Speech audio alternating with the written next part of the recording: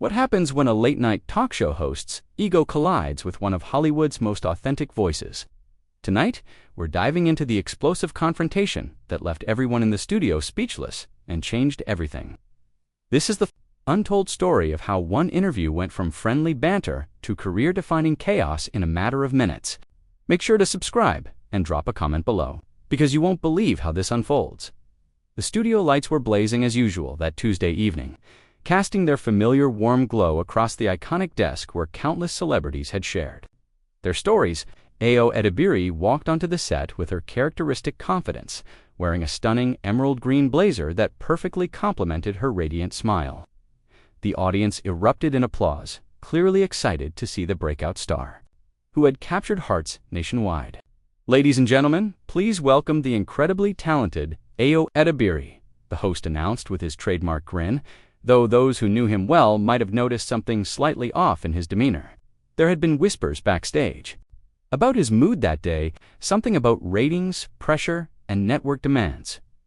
Settled into the guest chair, her posture relaxed and genuine. "Thanks for having me. This is surreal," she said, glancing around at the audience with obvious appreciation. Her authenticity was immediately apparent, a refreshing contrast to the often rehearsed nature of late-night television. "So, let's talk about your incredible rise to fame," the host began, leaning back in his chair with what seemed like casual interest. From relatively unknown to household name, that must feel pretty overwhelming. His tone carried a subtle undertone that didn't catch at first. "I wouldn't say I was unknown," replied thoughtfully. "I've been working in comedy for years, doing improv, writing, building my craft. Success doesn't happen overnight, even when it looks that way from the outside." Her response was measured and honest, clearly coming from someone who understood the value of hard work. The host's smile tightened almost imperceptibly. Right, of course. But let's be honest, your big break really came from that show, didn't it? Before that, were you even making a living from comedy?" His question had a sharper edge now, disguised as casual conversation, but clearly designed to diminish her journey. Shifted slightly in her chair, her expression becoming more focused. "I think that's a pretty reductive way to look at it. I was making a living, I was performing, I was honing my skills. That show was an incredible opportunity, but it wasn't charity. I earned that role." Her voice remained steady, but there was a new strength in it. Of course, the host backtracked with false enthusiasm. "I didn't mean to suggest otherwise. It's just interesting how quickly things can change in this business. One day you're struggling, the next you're sitting here with me." He gestured grandly at the desk, as if being on his show was the ultimate validation. The audience sensed the shift in energy, their laughter becoming more nervous, less genuine. Ao's jaw tightened slightly as she processed what was happening. "I wasn't struggling," she said clearly, her voice cutting through the studio's tension. "I was working. There's a difference. And honestly, I think that distinction matters, especially when we're talking about young artists, particularly young women of color in this industry." The host's facade began to crack. "Well, sure, but you have to admit, without that big break, we probably wouldn't know who you are, right? I mean, that's just reality." His words hung in the air like a challenge. The pretense of friendly conversation now completely abandoned, leaned forward, her eyes never leaving his face. "What exactly are you trying to say? Because it sounds like you're suggesting I don't deserve to be here, that my success is somehow accidental or unearned." Her voice was calm but unmistakably firm, and the studio fell into an uncomfortable silence. "I'm not saying that at all," the host replied, but his defensive tone suggested otherwise. "I'm just pointing out that this business is about timing, about being in the right place at the right time. Some people work for decades and never get their shot." His implication was clear, even if he wouldn't say it outright. "And some people," responded, her voice gaining power, "have been working for decades and finally get the recognition they've always deserved. Just because you're seeing me for the first time doesn't mean I haven't been here all along." The audience began to murmur, some clapping softly in support. The host's mask was slipping further now, his frustration becoming visible. "Look, I've been doing this show for years. I've interviewed thousands of people. I know talent when I see it, and I know luck when I see it too. His words were becoming more pointed, more personal. "Are you calling me lucky?" Ao asked directly, her question cutting through any remaining pretense. The studio was now completely quiet, except for the hum of cameras and lights. Everyone sensing that they were witnessing something unprecedented. The host paused, realizing he had painted himself into a corner, but his ego wouldn't let him back down gracefully.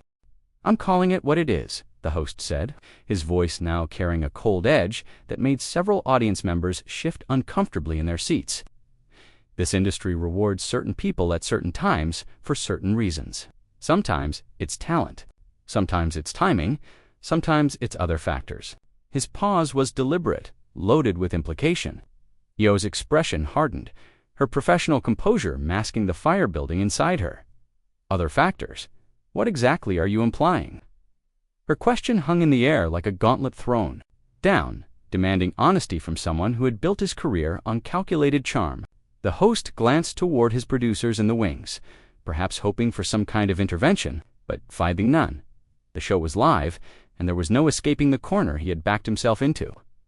"I'm not implying anything," he said weakly. "I'm just saying that Hollywood has trends, and right now, there's a trend toward." He said the word like it left a bad taste in his mouth. The studio fell into a stunned silence, so complete that the mechanical whir of cameras seemed deafening. Ao stared at him for a long moment, her expression cycling through disbelief, anger, and finally, a kind of steely resolve that made her seem to grow taller in her chair. "So let me get this straight," she said, her voice carrying a dangerous calm that made everyone in the studio hold their breath. "You're suggesting that my success, my career, my talent, everything I've worked for, is just because I'm a diversity, higher than I'm here as some kind of token." Each word was precisely delivered, like surgical strikes. The host's face had gone pale, finally realizing the magnitude of what he had just said on live television. "That's not, I didn't mean," he stammered. But Ao cut him off with a raised hand. "No, please, continue," she said, her voice growing stronger. "I want to make sure I understand what you're saying to me, to your audience, to every young person watching who might look like me and dream of being in this industry. Are you telling them that no matter how hard they work, no matter how talented they are, people will always assume they're just lucky, that they're just filling a quota?" The audience was no longer silent. Murmurs of support for Ao began to ripple through the crowd, along with some uncomfortable shifting from those who perhaps agreed with the host, but were smart enough not to voice it publicly. The energy in the room had completely transformed, from the usual late-night comedy atmosphere to something much more serious and charged. The host tried to regain control of the situation, his media training kicking in as he attempted damage control. "Now hold on, I think you're taking what I said out of context. I have tremendous respect for your work. I think you're incredibly talented." His words rang hollow, clearly scripted deflection rather than genuine sentiment. "Do you, though?" Ao challenged, leaning forward in her chair. "Because 5 minutes ago you were questioning whether I was even making a living before my big break. You were implying that I was struggling, that I was unknown, that I was somehow rescued by this industry rather than contributing to it. That doesn't sound like respect to me." The host's jaw clenched, his frustration becoming more visible as his attempts at charm and control continued to fail. "I think you're being overly sensitive about this," he said, the words escaping before he could stop them. The moment they left his mouth, he seemed to realize his mistake. But it was too late, overly sensitive. Ao's voice rose for the first time, genuine anger breaking through her professional composure. "I'm being overly sensitive for standing up for myself and every other person of color in this industry who has to constantly prove they belong here. I'm being overly sensitive for refusing to accept your barely veiled suggestion that I don't deserve my success." The audience was now openly responding with clear sounds of support for Ao and disapproval for the host. Some people were even standing up, and the energy in the room was becoming electric with tension. The producers in the wings were frantically making hand signals. But both the host and Ao seemed locked in their confrontation, oblivious to everything else. "This is exactly the problem," the host snapped, his facade completely crumbling now. "You can't have a reasonable conversation anymore without someone playing the race card. I was trying to have a normal interview, and you're turning it into some kind of political statement." His voice was rising, matching Ao's energy but without any of her moral authority. The race card. Ao stood up from her chair, her full presence now commanding the stage. You brought up diversity. You questioned my qualifications. You suggested I was lucky rather than talented. You called me overly sensitive for defending myself. And now you're accusing me of playing the race card. This is incredible. The host also stood, his height advantage meaningless in the face of Ao's moral clarity and righteous anger. Time. The host of this show, he said, his voice tight with barely controlled fury. I've been doing this for years. I know how to conduct an interview, and I don't need to be lectured by someone who's been famous for 5 minutes. Famous for 5 minutes, Ao repeated, her voice carrying a note of dangerous incredulity. There it is again. You just can't help yourself, can you? You can't see me as anything other than a flash in the pan, someone who doesn't really belong in your world. She gestured around the studio. This isn't your world. This is our world. All of ours.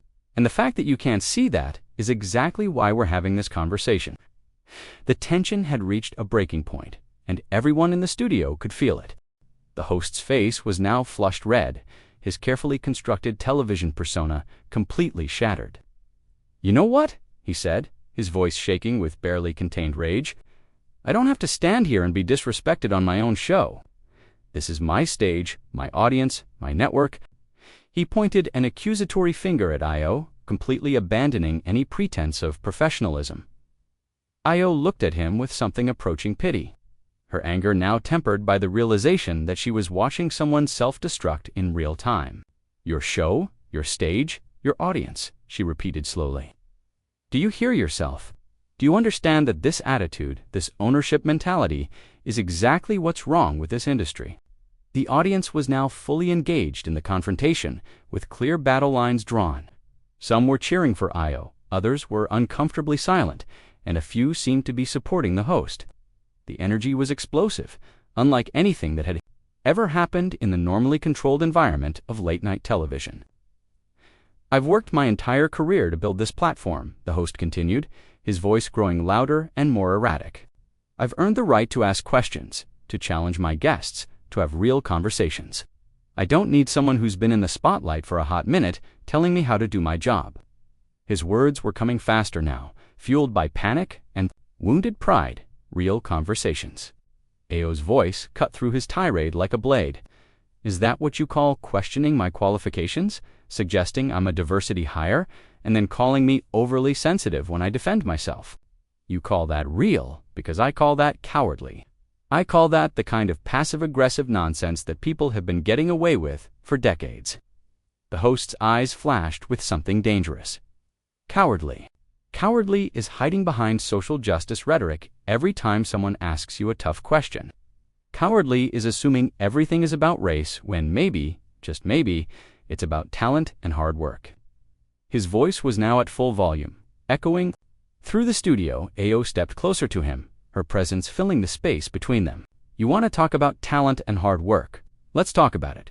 I've been performing since I was a teenager. I've written, I've improvised, I've studied, I've failed, I've gotten back up.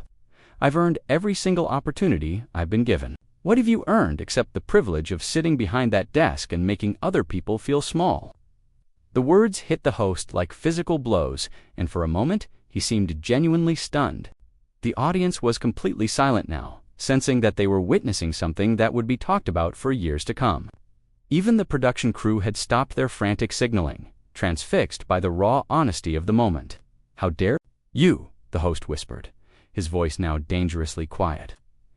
How dare you come on my show and attack me personally? This is supposed to be entertainment. This is supposed to be fun, and you're turning it into some kind of therapy session for your own issues. His attempt to regain control was desperate and ugly. My issues, Ao's laugh was sharp and humorless. My issues are having to constantly prove I belong in rooms where people like you automatically assume I don't. My issues are having to smile and nod while someone suggests my success is accidental. My issues are having to be twice as good, too, get half the respect. But you know what? Those aren't really my issues. Those are your issues. Those are this industry's issues. The host looked around desperately, seeking support from his audience, from his crew, from anyone who might validate his position. But the room had turned against him, and he seemed to realize it for the first time. "This is insane," he muttered, running his hands through his hair. "This whole thing has gotten completely out of hand." "No," Ao said firmly, "this is real. Maybe for the first time in your career, this is completely real. No scripts, no prepared questions, no comfortable dynamic where you get to be the charming host and I get to be the grateful guest. This is what happens when someone refuses to play along with your game." The host's composure finally snapped completely. "If you don't want to play along, if you don't want to be here, then don't be here. This is my show, and I'm telling you to leave." Security, his voice cracked as he called for help. The ultimate admission of his loss of control. The audience gasped. Audibly, some standing up in shock at the unprecedented turn of events. Ao stood perfectly still for a moment, processing what had just happened, then smiled. A real smile that was somehow both sad and triumphant. "There it is," she said quietly, but her voice carried clearly through the stunned silence. "The real you. When challenged, when questioned, when forced to confront your own assumptions, you don't engage, you don't reflect, you just try to make the problem go away. You try to make me go away." Security personnel appeared at the edges of the stage, clearly uncomfortable with the situation but following orders. Ao looked at them with compassion rather than anger. "It's okay," she told them. "I'll leave. But not because I have to. I'll leave because I choose to. Because I won't be part of this anymore." She turned back to the host one final time. "I hope someday you understand what just happened here. I hope you realize that you had a chance to have a real conversation, to learn something, to grow, and instead you chose to protect your ego. That's on you, not on me." As Ao walked toward the exit, the audience erupted in applause, many of them standing, their support clear and overwhelming. The host stood alone behind his desk, isolated and diminished, the reality of his actions. Finally beginning to sink in, the cameras kept rolling as Ao disappeared into the wings, capturing every moment of the most explosive confrontation in late-night television history. The host remained frozen, unsure how to end the segment, how to regain control, how to salvage what had become a complete disaster. And that's how one of Hollywood's brightest stars walked off a major talk show. Not in defeat, but in triumph, leaving behind a host whose true character had been revealed for all the world to see. Make sure to subscribe if you want to see more stories like this, and comment below with your thoughts on who was really in the wrong here.